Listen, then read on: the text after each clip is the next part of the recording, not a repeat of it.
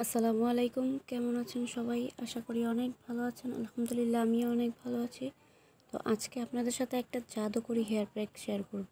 তো তার জন্য চলে আসছি জঙ্গলে লতা পাতা সংগ্রহ করতে। এই যে আমার হাতে যে পাতাগুলো দেখতেছেন, আমি যেগুলো তুলতেছি এইগুলো কিন্তু আশেপাশে, আপনার বাড়ির আশেপাশে অনেক অনেক হয়ে থাকবে দেখবেন। এগুলো হচ্ছে পানকড়ি বলে, এক এক অঞ্চলে এক এক রকম নাম বলে। তো আমাদের এখানে এটাকে পানকড়ি বলে। তো আমি কিছু পানকড়ি পাতা তুলে নিয়ে আসছি। এই পানকড়ি পাতা যে চুলের জন্য কত উপকার, আপনি জাস্ট মানে না ব্যবহার করলে বুঝতে পারবেন না। যাদের চুল পড়ার সমস্যা আছে তারা এটা ইউজ করে দেখতে পারবেন। মানে এক সপ্তাহে আপনি জাদুর মতো রেজাল্ট দেখতে পারবেন। চুল পড়া এত কমে যাবে, অবাক, মানে নিজেই অবাক হবেন যে এতদিন কেন এটা আমি ইউজ করলাম না। তারপরে এখানে আমি হচ্ছে কিছু মেহেদি নিতেছিলাম, মেহেদি পাতা। আমি যেহেতু অত সময় পাই না, তার জন্য আমি সব কিছু একবারেই দিব আর কি। সাথে পানকড়ি পাতা, তারপরে হচ্ছে মেহেদি, আরও কিছু অ্যাড করবো, এগুলো আমি আস্তে আস্তে দেখাবো। তো দেখার জন্য পুরো ভিডিওটা দেখুন কী কী ইউজ করলাম। তো এখানে আমি শিকড় সহই পানকড়ি পাতাগুলো ধুয়ে নিতেছি।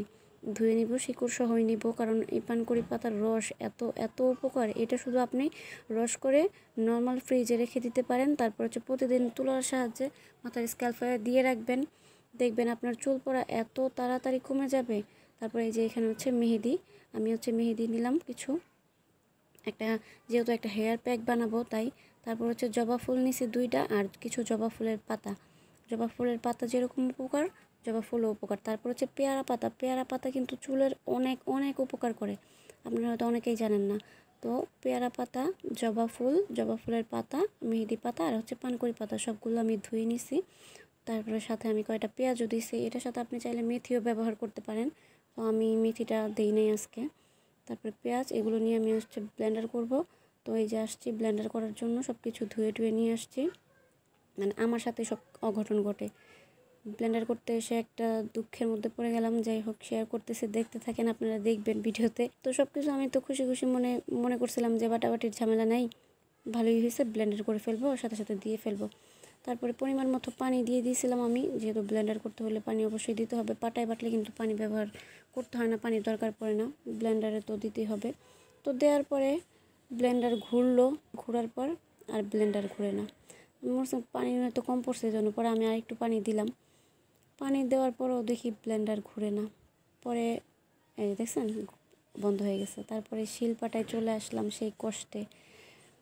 তারপরে এই যে বাটাবাটি করতে বসছি। এই হেয়ার প্যাকটা যে কত কত উপকার, আপনি যদি না ব্যবহার করেন একটু বুঝতে পারবেন। এটা যেমন চুল ঘন করে, কালো করে, মানে চুল এত সিল্কি, এত সফট হয়।